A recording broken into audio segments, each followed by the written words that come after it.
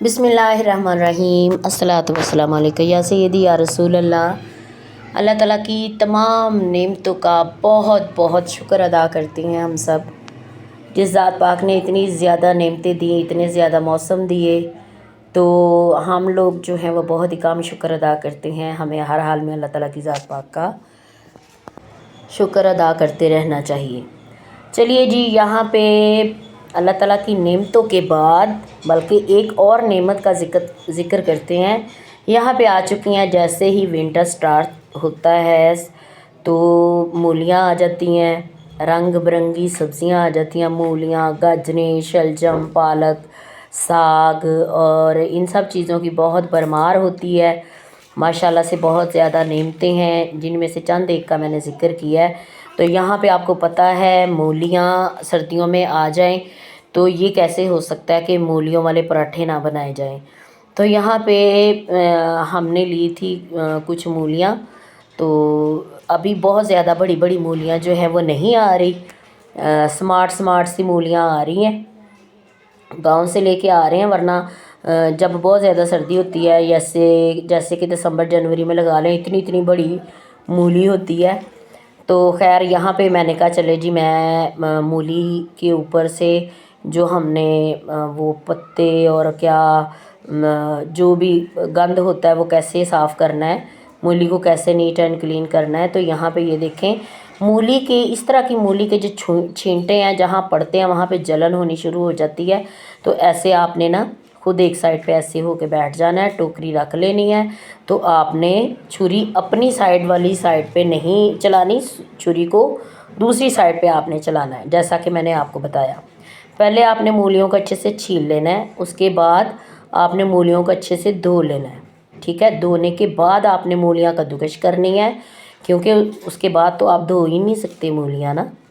मूलियों को छीलने के बाद आपने कद्दूकश करना है, और फिर कद्दूकश करके मूलियाँ आपने अच्छे तरीके से निचोड़ भी लेनी है।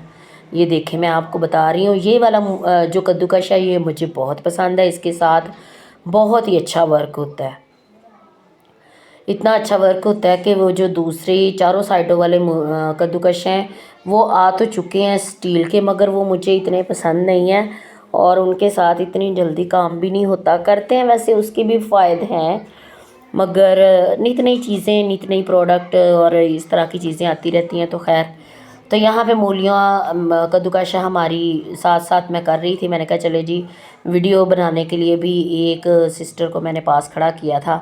तो यहाँ पे भी ये देखे, मैंने खुद वीडियो बनाई है। मूलियाँ जो पहले छोटे छोटे से पेड़े आपने कर लेने हैं। इस तरीके से हमारी अम्मियाँ मूलियों के पराठे बनाती हैं, हमारी नानी दादियाँ भी इसी तरीके से पराठे बनाती हैं। अक्सर लोग मूली के पराठे बनाते हैं कि ऐसे एक पेड़ा ले लेते हैं, उसी के अंदर सारा अमेज़ा डाल के उसी अमेज़े को फोल्ड कर लेते हैं, तो मूली का पराठा वो गुद्दा मुद्दा सा करके तवे के ऊपर डाल देते हैं, जिसका कोई जायका नहीं आता, कोई मज़ा नहीं आता, और ना उस तरीके से मूली का पराठा अच्छा लगता है। इंडियन बहन भाई जो हैं वो ज़्यादातर उसी तरीके से बनाते हैं।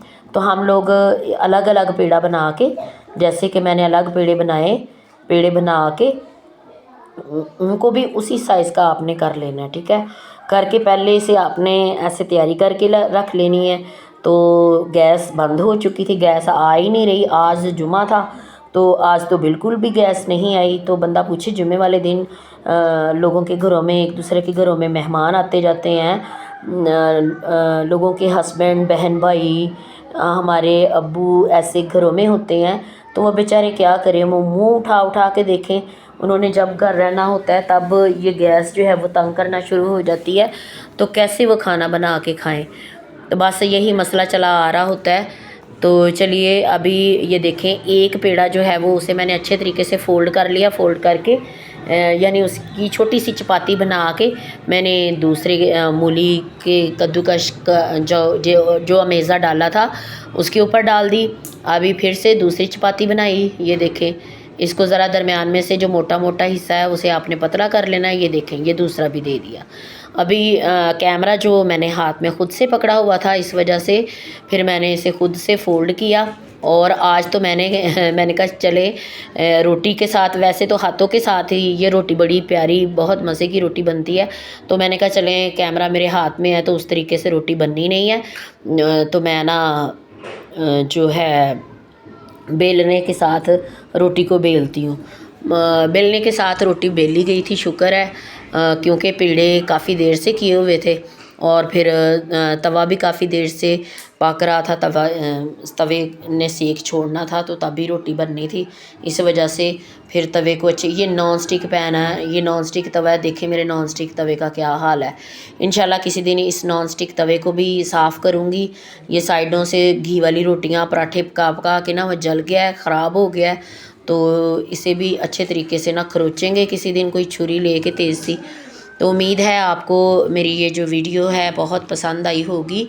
तो आप भी बताएं कि सर्दियों में क्या आप लोग भी पराठे बनाते हैं, क्या आप लोग भी इंजॉय करते हैं। ये देखें कितना मज़ेदार और कुरकुरा सा पराठा बन चुका है। तो ये मैंने पराठा बहुत ज़्यादा भारी नहीं बनाया था, जैसे नॉर्मल पराठा होता है, जैसे नॉर्मल रोटी होती है उस तरीके से बनाया था, क्योंकि गुद्दा मुद्दा और बहुत बड़ा पराठा जो है वो मुझसे नहीं खाया जाता और मुझे अच्छा भी नहीं लगता। इस तरीके से कुरकुरा और मज़ेदार सा पराठा और नॉर्मल पतला सा पराठा बना हुआ हो तो उसका क्या ही मज़ा होता है। आप भी सर्दियों में अपने घर में नानी दादी को, बड़े बूढ़ों को ऐसे पराठे बना के खिलाया करें। अक्सर लोग मक्खन के साथ भी पराठे बनाते हैं, कश्मीर घी हम इस्तेमाल करते हैं, कुछ लोग ऑयल में पराठा बनाते हैं, तो हम लोग कश्मीर घी इस्तेमाल करते हैं, उसी में बनाते हैं। तो हमारी खाला जो थी वो पराठे बनाया करती थी, ऐसे पराठा बना के उन्होंने ऊपर से मक्खन भी लगाना होता था, तो इतना मज़ा करता था, इतना टेस्ट आता होता था पराठे का कि क्या ही बताऊं। और इसी तरीके से हम भी बनाते हैं, हमारी मम्मा भी हमें बना के देती हैं। तो आप लोग मेरी वीडियो को एंजॉय कीजिए और अपनी उंगलियों को थोड़ी सी ज़हमत दे लें, मेरे चैनल को कर दीजिएगा सब्सक्राइब, लाइक और शेयर भी कर दीजिएगा। लाइक मस्ट कीजिएगा, आपकी मेहरबानी होगी, आपका बहुत बहुत शुक्रिया होगा। ये देखें दोनों साइडों से अभी मैंने इस पराठे को और पकाना है, तो मैं तो पराठे करूँगी आज इंजॉय, वो भी सिलेंडर पे पका के। दुआ करें कि सर्दियाँ जो हैं वो हमारी खैर आफियत से गुज़रे, ताकि हमें गैस जो है वो बर वक्त मिलती रहे। गैस का ऐलान तो हुआ है कि भाई टाइम से दिया करेंगे, मगर टाइम जब होता है गैस का तब गैस ऑफ होती है, गैस आती नहीं है। तो खैर दुआओं में याद रखिएगा और लाइक शेयर भी कर दीजिएगा। अल्लाह हाफिज़, अल्लाह निगहबान।